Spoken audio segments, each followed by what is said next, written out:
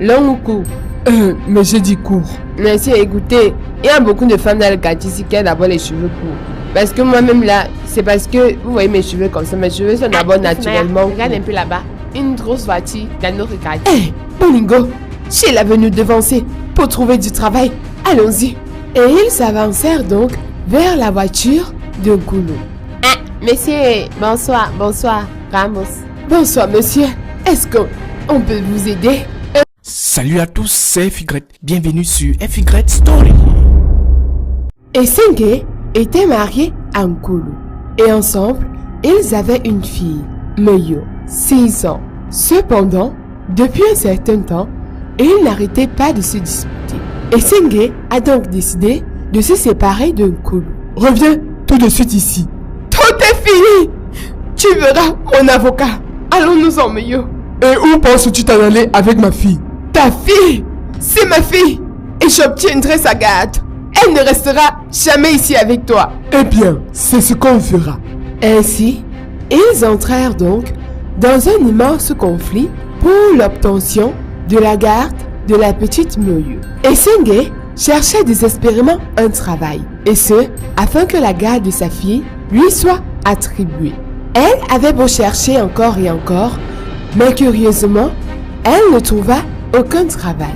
De son côté, Kulu était très riche. Il était le directeur d'une grande société de fabrication de bijoux. Il était donc le plus prompt à avoir la garde de la petite, car financièrement, il était très stable. Cependant, pour la lui accorder, il fallait qu'il ait une femme à ses côtés, qui pourra prendre soin de la petite. Non mais c'est une blague quoi. Pour que j'obtienne la garde de ma fille, il faut que je me remarie. Mais comment vais-je faire? Ainsi, le nouvel objectif de Nkulu était de chercher une femme qu'il épouserait afin qu'elle puisse l'aider à obtenir la garde de sa fille. Le temps passa donc, et de l'autre côté de la ville vivait Mofo, une jeune femme de 28 ans. Mofo et sa mère Mélène étaient très pauvres. Elles vivaient tous deux dans une maison très mal entretenue. Mélène tombait toujours malade. Du coup, Mofo cherchait désespérément un travail. Maman, oui chérie, je suis là. Oh, maman, tu tousses toujours autant. Il faut vraiment que je trouve de l'argent pour ta consultation. Maman, tu es tout le temps malade, tout le temps fatiguée et tu ne manges même pas. Je suis vraiment très inquiète pour toi. Non, ma fille, c'est normal, c'est la vieillesse. De quelle vieillesse parles-tu, maman? Tu n'as que 56 ans. Demain, je vais travailler au salon de Nati. Si là-bas j'ai un peu d'argent, on ira directement à l'hôpital pour te faire des examens. D'accord? Est-ce que j'ai le choix, ma fille? C'est vrai, maman, tu n'as pas le choix. Allez, mange ce que je t'ai rapporté. D'accord, chérie, je vais manger. Le lendemain matin, Mofo est parti travailler dans le salon de Nati et a eu un peu d'argent. Du coup, le soir, elle est allée avec sa mère à l'hôpital pour lui faire quelques examens. Et après les analyses effectuées sur la mère de Mofo, le docteur vint donc la voir. Mademoiselle Mofo, vous avez bien fait de venir aussi vite avec votre maman. Pourquoi, docteur? Qu'est-ce qu'elle a? Désolé de vous l'annoncer. Mais votre mère a tous les symptômes d'un cancer. Et après analyse, nous avons découvert qu'il s'agit d'un cancer du poumon. Non! Oh mon Dieu! Docteur, qu'est-ce qu'il faut faire? Heureusement, le cancer a été détecté à temps. Donc, pour l'instant, il est encore mineur et on peut le soigner. Et le traitement peut s'estimer à combien? Et après avoir entendu le prix de la bouche du docteur, Mofo fut anéanti. Oh non! Mais où vais-je trouver autant d'argent? Écoutez, mademoiselle, vous devez vous dépêcher vraiment, avant que le cancer n'évolue. Depuis ce jour-là, Mofo cherchait du travail avec acharnement. Elle n'avait pas parlé de la maladie à sa mère, et ce, pour ne pas l'inquiéter, car Elle comptait le lui dire une fois qu'elle aurait trouvé assez d'argent pour commencer le traitement. Cependant, aucune société ne voulait l'engager. Allez, allez-vous-en d'ici. S'il vous plaît, j'ai besoin de ce travail. Et que je ne vous revoie plus. Ainsi, elle erra dans la rue. Elle se posait énormément de questions et ne savait plus quoi faire. Pourquoi c'est à moi que tout ceci arrive? Elle voulut donc traverser la route lorsqu'une voiture vint et la renversa. Oh non. Cet homme Madame, qui l'avait renversée, c'était Nkolo. Voyant qu'elle était inconsciente, il la porta, la mit dans sa voiture et se dépêcha de l'emmener à l'hôpital. Une fois arrivée à l'hôpital, les docteurs la prirent en charge. Et quelques heures après, elle se réveilla. Monsieur, elle s'est réveillée. D'accord. Il entra donc pour la voir. Mais qu'est-ce que je fais ici? Désolé. En fait, je vous ai renversé. Mais vous, que faisiez-vous sur la route sans regarder où vous traversez? Je suis désolée de vous avoir causé tant de soucis. En fait, en ce moment, j'ai beaucoup de problèmes. Écoutez, madame, je m'en fous de savoir si vous avez des problèmes ou pas. Juste, la prochaine fois, regardez la route. J'ai déjà payé tous les frais médicaux. Et en disant cela, il s'en alla donc. Mouffe voulut directement sortir de l'hôpital, car elle ne voulait pas laisser sa mère toute seule. Le lendemain matin, Kolo était à son bureau avec son ami Jonah. Jonah, as-tu pu trouver une fille qui soit assez décente pour m'épouser? Si je te dis oui, frérot, c'est que je te mens vraiment. Elles sont toutes uniquement à la recherche d'argent. Et compte tenu de leur valeur, je ne pouvais pas me permettre d'accepter. Et Senge gagnera cette affaire. As-tu bien fait qu'elle ne puisse trouver du travail? Oui, mon frère, bien sûr que oui. Mais, à mon avis, il faut que nous trouvions pour t'épouser une fille désespérée et qui a vraiment des ennuis. Comme ça, elle fera tout ce que tu lui demanderas. Oui, tu as parfaitement raison. Et à l'instant, il se souvint donc de cette femme qu'il avait renversée. Et surtout, des mots qu'elle avait prononcés. En ce moment, j'ai beaucoup de problèmes. Mais oui, je pense avoir la femme idéale pour cela. Et ainsi, Kolo décida de repartir à l'hôpital afin de parler à Mofo. Mais lorsqu'il se rendit à l'hôpital, elle n'y était plus internée. Mais comment ça? Monsieur, si vous désirez, elle a laissé une adresse. Oui, donnez-la moi. Tenez. Et Kounou, mais quel est ce quartier? Monsieur, c'est un quartier un peu démuni. Ah, démuni vous dites? D'accord, c'est parfait. Merci beaucoup.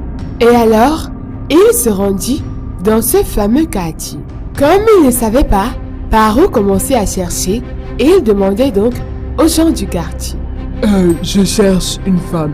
Elle a les cheveux courts, tout noirs. Une femme qui a les cheveux longs ou courts, longs ou courts.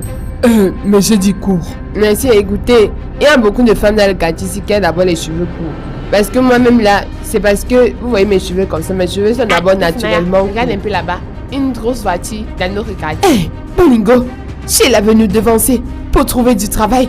Allons-y. Et ils s'avancèrent donc vers la voiture de Nkolo. Monsieur, bonsoir, Ramos. Bonsoir, monsieur. Est-ce qu'on peut vous aider? La famille, pour nous soutenir, n'oubliez pas de liker, de commenter, de partager, de vous abonner et surtout d'activer la cloche de notification pour ne rien rater. C'est reparti. Okay. Vous faites des quoi ici? Tais-toi, Sheila.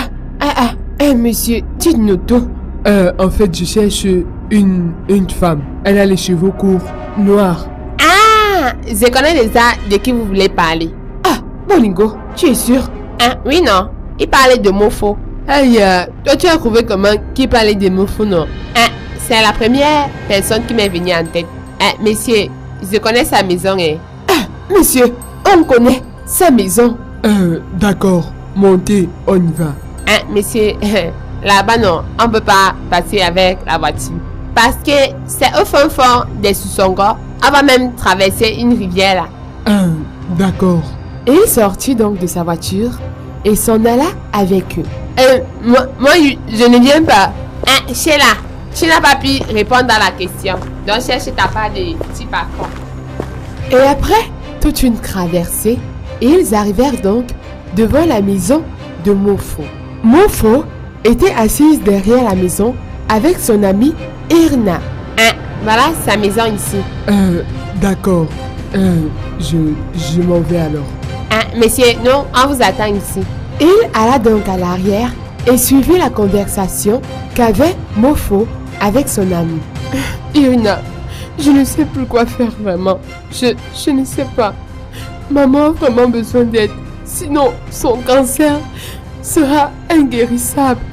Et tous les traitements qui vont avec. Ma mère va mourir.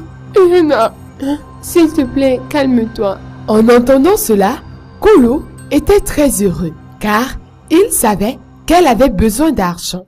Ainsi, il prit donc la parole. Salut. Mais qui est-ce? Monsieur? Mais que faites-vous ici? C'est l'homme qui m'avait renversé. Bon, je m'en vais alors. À plus, Mofo. D'accord. Bye bye, Irna. Monsieur, asseyez-vous. Ou vous préférez entrer à l'intérieur? Non, pas du tout. Je suis là parce que je pense que nous pouvons faire affaire tous les deux et que chacun peut avoir un bénéfice venant de l'un comme de l'autre. Comment ça? Je ne vous comprends pas. Qu'est-ce que moi, une pauvre fille, pourrais traiter avec vous? Eh bien, si j'ai bien entendu, votre mère est mourante et vous avez besoin de beaucoup d'argent pour son traitement. Oui, effectivement. Figurez-vous que moi, je peux vous donner tout cet argent et plus même. Mais tais-toi, Bolingo, je ne suis plus rien. Mais comment ça, me donner tout cet argent? Pourquoi feriez-vous ça? Rassure-toi, ce n'est absolument pas gratuit. En échange, tu devras accepter de m'épouser. Quoi? Pourquoi ce genre de choses n'arrive qu'aux autres? Et moi alors? Où est mon prince charmant? Ifnaya, tu veux seulement trouver les risques. Je suis là, non? On va construire notre maison ensemble. Tu es malade? Donc tu penses que je vais te donner mon argent pour construire une maison? Ifnaya, la femme sage est celle qui construit sa maison, hein? S'il vous plaît, Bolingo Ifnaya, l'histoire n'est pas encore finie.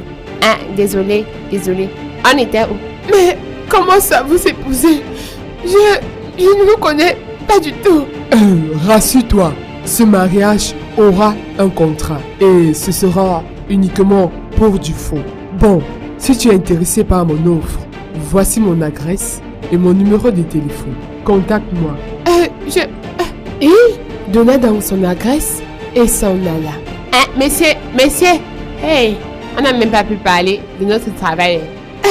Mon faux, pourquoi tu fais comme si tu veux réfléchir? Il n'y a pas de réflexion à avoir. Je ne pense pas que je vais accepter cela. Je ne le connais pas. Désolé, Bolingo et Funaya. Rentrez chez vous maintenant. Mofo n'était pas prête à accepter cette proposition. 2 jours après, sa mère s'évanouit. Maman! Et elle l'amena à l'hôpital. Une fois à l'hôpital, le docteur lui dit ceci. Votre mère a besoin urgemment de traitement. Vous devez trouver de l'argent, mademoiselle. Mais, vous... Mofo ne savait plus quoi faire. Et c'est là où elle sortit donc de sa poche la carte de Kolo. Monsieur Kolo, PDG de la Bright White. De l'autre côté, Kolo était certain que Mofo allait le contacter. Elle me contactera, j'en suis certain. D'accord, si tu le dis. Mofo alla donc passer l'appel dans un callbox. Bolingo, s'il te plaît, je voudrais appeler. Mofo, comment va ta mère? Elle va bien, j'espère. Non, Bolingo, elle ne va pas du tout bien. Je vais appeler le monsieur de l'autre jour. Tu vas l'appeler? Oui, et je vais accepter son offre. Mofo, s'il te plaît. Mais aussi, t'as pas de conditions, non. Tu me mets, moi et Ifnaya dedans. Comme ça, non. On vient travailler chez lui. Quoi? Oui, pardon, Mofo. Tu sais que le travail ici qu'il fait là n'est pas facile. C'est seulement les 25, les 50, les 100 francs. Vraiment, j'ai également besoin d'argent. Et c'est ici qui va accepter très rapidement même. D'accord, Bolingo. Donne-moi alors le téléphone. Ainsi, elle l'appela donc. Ah, mon téléphone sonne. Un numéro inconnu.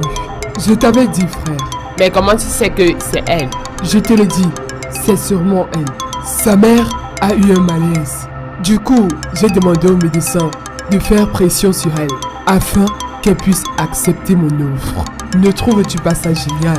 Oh, toi alors, tu es vraiment malicieux, frère. Allô? Oui, monsieur. Je veux que nous parlions de votre offre. Ah, d'accord. Viens chez moi demain soir.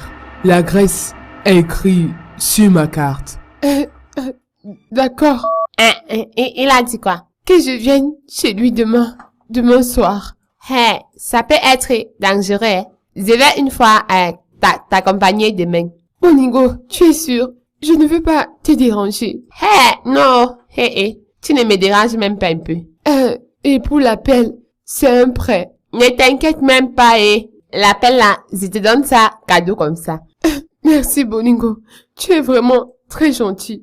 Ainsi donc, le lendemain soir, elle passa donc devant la maison de Bolingo afin qu'il puisse l'accompagner. Allons-y alors. Et ensemble, ils se rendirent donc chez Nkulu. Nkulu habitait dans une magnifique, grande et belle maison. Ils entrèrent donc et furent conduits jusqu'au salon. Là-bas, Nkulu attendait Mofo. Ah, enfin tu es là. Mais pourquoi es-tu venu avec lui? Par sécurité, monsieur. Je suis un excellent garde du corps, chauffeur et même gardien. Ah, donc tu n'avais pas confiance. Pas de problème. Assieds-toi donc. Je te présente Maître Obuna. Maître Obuna ici présent est celui qui a confectionné notre contrat. Mais je n'ai pas encore accepté. Pas de problème. Lis-le d'abord. Mofo commença donc à lire le contrat. Et elle comprit donc qu'Nkulu avait une fille. Donc, vous voulez vous marier uniquement pour obtenir la garde de votre fille? Rassure-toi, une fois que la garde de ma fille me sera donnée, tu n'auras que 6 mois à faire avec moi. Et après, le contrat sera annulé et nous divorcerons. Et moi, je... Ne t'inquiète pas non plus. Je te donnerai assez d'argent pour soigner ta mère. Et après le contrat, tu auras assez d'argent pour vivre une vie très heureuse. Je vois. Mais tout ce que je veux, c'est que ma mère guérisse. Parlez de moi et Ifunaya, non? Et oui, j'ai une autre condition. Ah, laquelle? Je voudrais que Bolingo, ici présent, et Ifunaya soient engagés dans cette maison en tant que ménagère et un chauffeur ou gardien. Ou même non, majordome. Ah, donc, ce n'est que ça, ta condition. D'accord. Maître Obuna, passez-lui le stylo afin qu'elle puisse signer. Ainsi donc, le stylo fut passé à Mofo qui signa le contrat. Très bien, très bien. Maintenant, tu as 1 mois pour te préparer. Notre mariage est dans 1 mois. Mais si vite. Tu n'as pas lu tout le contrat ou quoi? Je te donnerai le nécessaire pour les préparatifs. À suivre. Choisis et clique sur les images qui viennent de s'afficher pour voir nos nouvelles et meilleures vidéos.